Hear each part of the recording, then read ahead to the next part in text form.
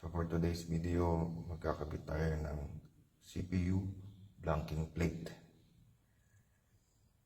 Napakahalaga nito kasi ito ang nagsisilbi nating cover or protection ng ating system unit.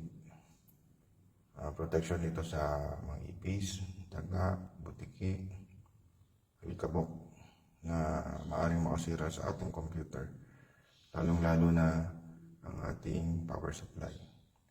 So, kabit na natin. Tanggalin na natin ang tornilyo.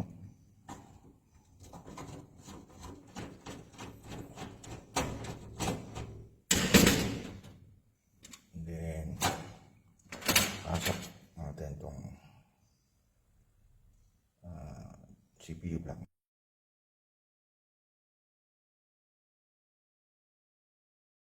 Yung itsura niya. Cover siya, cover. Okay. Tapos, lock na natin.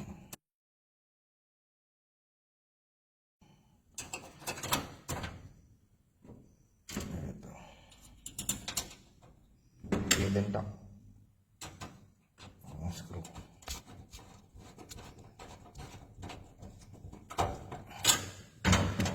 Yan, okay na. Meron na tayong cover. Safe na ang ating system unit.